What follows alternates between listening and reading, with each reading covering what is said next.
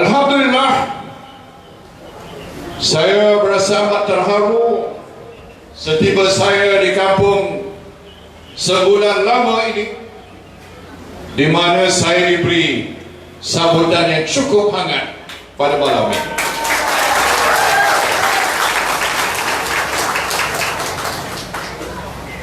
Kita berkumpul pada malam ini kerana dengan satu tujuan saja. Satu niat, nawaitu kita, satu tujuan dan satu matlamat saja, yaitu supaya bumi Sabah ini akan kembali kepada tangan Barisan Nasional memimpin. Mungkin kalau saya sebut perkara ini, tuan-tuan dan puan-puan, saudara-saudari harus berfikir, sebab pilihan raya ini bukan soal emosi. Pilihan raya ini bukan soal perasaan di hati. Pilihan raya ini, kalau kita nak buat keputusan, mestilah berdasarkan kepada fikiran akal kita yang rasional, supaya pertimbangan yang bakal kita buat pada 26 nanti akan merupakan pertimbangan yang akan menjamin masa depan kita dan masa depan anak cucu kita. Betul? Saya amat terkejut, tuan-tuan. 2 hari lalu, bila Ketua Menteri masa ini di Sabah buat kenyataan bahawa kerajaan patut memulakan rundingan dengan Filipina atas kedudukan kedaulatan negeri Sabah. Zaman PN, kerajaan Filipina tak pernah bangkit perkara ini. Sebab mereka hormat pada kita. Mungkin mereka takut pada kita. Zaman PN, masalah Filipina kita bantu. Bila mereka berperang dengan Moro, kita bantu. Saya mainkan peranan utama menyelesaikan pertikaian dengan MILF, berunding dengan ketua MILF di Kuala Lumpur untuk mencari satu penyelesaian setelah bertahun-tahun, beratus ribu orang mati. Kerajaan Filipina amat menghargai peranan Malaysia membantu kerajaan Filipina. Ini menunjukkan bahawa kita berada di puncak kekuatan sebagai sebuah negara, tuan-tuan. Kalau orang minta kita bantu, mana kita lebih kuat daripada dia. Betul tidak? Maknanya kita lebih berjaya mengurus tadbir negara kita. Tapi apa sudah jadi? Satu perkara yang sudah tidak lagi dipertikaikan. Bangsa-bangsa bersatu sudah pun diiktiraf bahawa Sabah itu dalam Malaysia. Kerana pilihan rakyat Sabah nak berada dalam Malaysia dibuat pada tahun 1962, tak silap saya. Lama dulu. Kenapa hari ini nak bangkit soal kedudukan Sabah? Yang saya heran, orang Sabah sendiri bangkit perkara ini.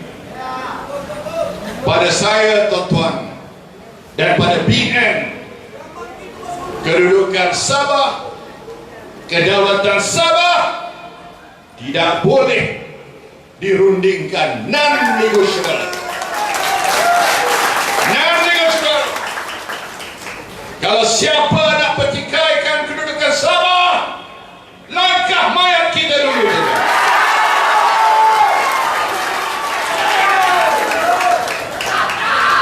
Kalau ada orang dari sana nak ulang balik Lahad Datu, kita akan perang habis-habisan.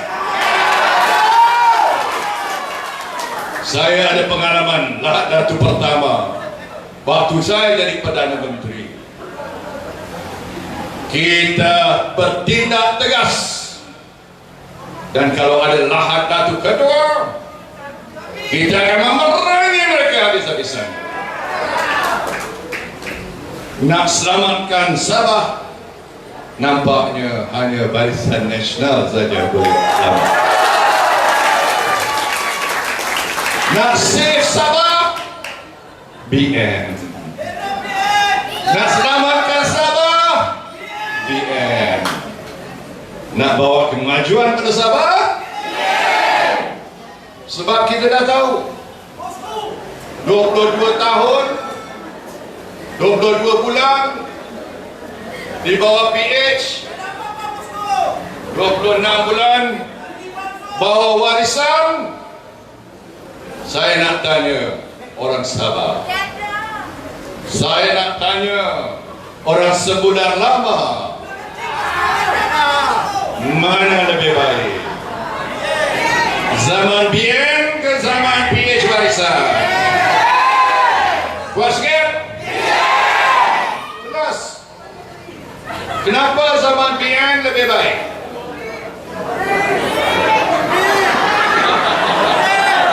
Kenapa?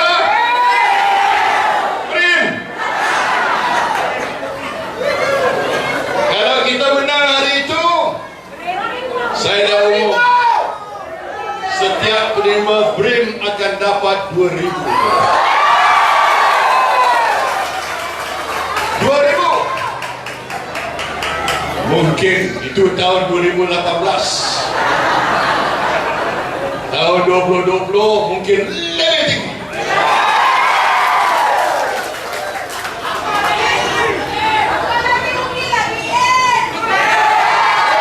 Kalau tahun ini BN paloi,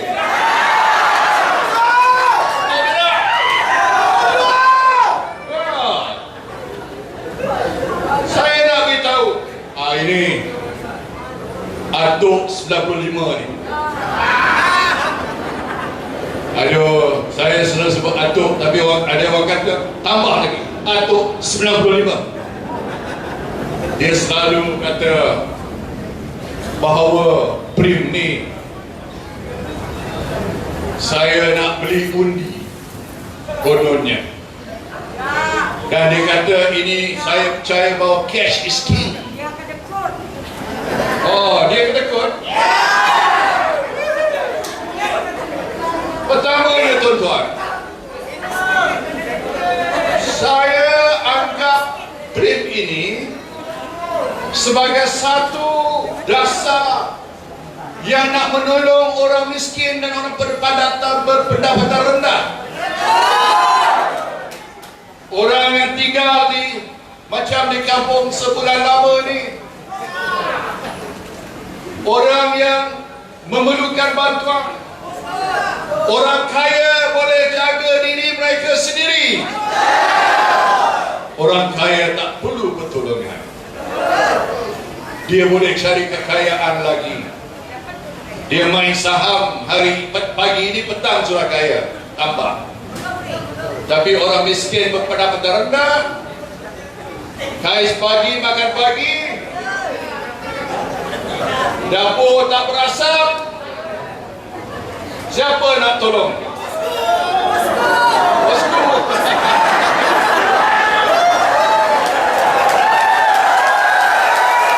Bosku. Sebab itulah, tuan-tuan, para sahabat saya muda, kita tolong orang miskin, kita kenakan GST. GST orang kaya beli barang, kita dapat hasil, kita tolong orang miskin. Orang miskin semua dapat. Bukan saja orang barisan dapat, orang warisan pun dapat. Orang parti lain PKR pun dapat. Kita bukan main politik. Asalkan dia miskin saja. Atuk tak apalah, anak-anak dia semua kaya. Tuan-tuan bukan kaya. Kalau 2,000, siapa nak bagi 2,000? Dia bagi 2,000, tuan-tuan. Tambah lagi 3,000. Tambah lagi sampai 3,000.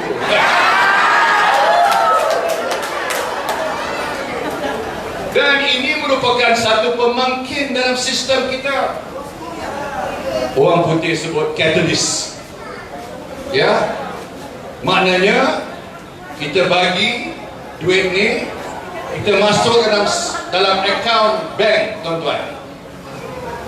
Maknanya sistem kewangan kita mendapat suntikan daripada kewangan ini. Tuan-tuan gunakan duit ni beli barangan, betul tak? Pekedai untung, betul tidak? Bila pekedai untung, dia akan tempah bekalan supply, betul? Dari itulah yang dikatakan putaran ekonomi, multiplier effect, kesan berganda pada sistem kita. Sebab itulah zaman BN, ekonomi negara kita berada dalam keadaan yang jauh lebih baik. Jauh lebih baik. Kalau nak tolong orang, takkanlah kita nak beli sekampit beras nak hantar pada tiap-tiap rumah. Takkan kita nak usung tilam pada tiap-tiap rumah. Takkan kita nak bagi kasut sekolah pada tiap-tiap rumah. Kita bagi wang tunai lah masuk akaun. Tuan-tuan belilah apa nak beli. Ini yang dikatakan kuasa pembeli. Bila ada kuasa pembeli, maknanya ada demand. Bila ada demand, adalah rangsangan kepada ekonomi tempatan.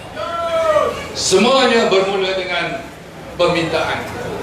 Permintaan itulah BRIM yang kita luluskan.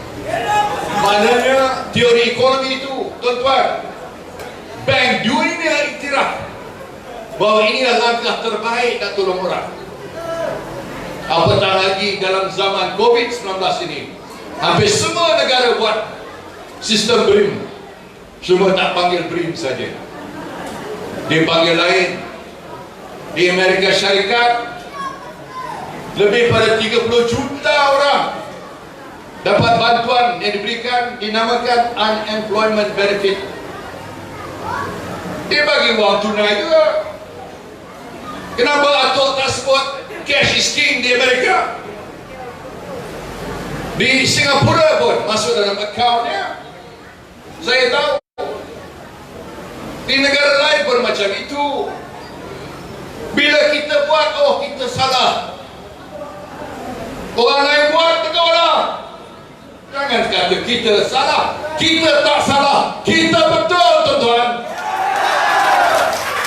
Sebab itulah 97 kali pilihan raya kecil sejak Cameron Highland, BN menang dengan majoriti yang berganda, tuan-tuan. Baru-baru ini di Ceni, kawasan parlimen saya, calon atuk kalah wang pertaruhannya. Baru-baru ini calon dia di Slim, pokok petai, saya kata, hampir-hampir kalah wang deposit. Maknanya orang tolak, pengundi dah tolak. Tuan-tuan, di Semenanjung orang dah tolak PH.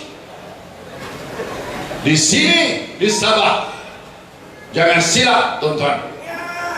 Orang Sabah jangan kena tipu 2 kali, tuan-tuan. Sekali boleh kena tipu, 2 kali Paloi lah jom. Maknanya dipatuk ular 2 kali. Tak boleh tuan-tuan, orang Sabah cerdik. Orang Sabah dah faham. Warisan punya janji pun macam-macam janji. Tapi dia telah tunaikan ke tidak? Janji royalti minyak 20, 30 hingga 50%. Mana dia? Janji Ketua Menteri tak boleh jadi Menteri Kewangan. Alih-alih menang jadi Menteri Kewangan. Senyap. Janji diketepikan. Tapi PN kalau kita janji, kita tunaikan. Saya janji pen Borneo Highway tuan-tuan, untuk Sabah. Satu impian yang tak kesampaian lagi. Baru sebahagian saja. Inilah idaman saya untuk rakyat Sabah. Saya lulus 1 bilion untuk sekolah-sekolah daif Sabah. Banyak lagi saya nak tolong orang Sabah. Tapi apakan daya, kita kalah. Kita tak kalah sebenarnya. Hari itu sebab ada 2-3 orang lompat, itu je lah. Orang lompat tertengah. Kata sebab itu kerajaan bertukar. Tapi kali ini tak apalah. Kita ada pilihan raya peringkat negeri. Kita ada peluang untuk mengembalikan Barisan Nasional, memberikan tampuk kepimpinan di negeri Sabah ini. Kita ada calon kita, Saudara Ridwan Haji Akli, orang muda, peguam, ada kebolehan. Patut kita beri sokongan penuh pada beliau. Dan saya ucap terima kasih kepada Saudara Jeffrey, Ketua Bahagian yang setia pada parti kita dalam apa juga. Kita tak lupa budi baik Saudara Jeffrey. Dan tuan-tuan sekalian, marilah kita pada 26 ini sokong siapa? Apa dia? Calon nombor berapa? 8. Calon nombor 8. Orang Cina kata Ong nombor 8. Calon lain tak boleh pakai. Kita tak boleh. Bekas-bekas ni tak boleh. Undi berpecah nanti, tuan-tuan. Jangan kita jadi pak pandai, sokong sana sokong sini, tak boleh. Kita kena bulatkan tekad kita. Kalau nak alih kerajaan, kena sokong calon Barisan Nasional. Kalau undi kita berpecah, ada sikit mau bagi LDP lah, ada nak sokong calon warisan lah, ada calon lain BCI dan sebagainya. Undi kita berpecah, tuan-tuan. Tak boleh. Jangan buat silap tu. Hari itu kita silap di Semenanjung, kita berpecah. Sebab tu PAS dan UMNO dah buat muafakat nasional. Kalau kita tak pecah itu, kita tambah 22 kursi parlimen di Semenanjung. Kali ini di Sabah, jangan silap. Beritahu pada kawan-kawan kita, undi jangan pecah. 8 calon ni. Saya pun bimbang 8. Undi berpecah. Nanti orang kita nak menang nanti. Tak boleh, tuan-tuan. Kita mesti pastikan undi kita bulat pada calon kita. Boleh, tuan-tuan? Boleh. Hidup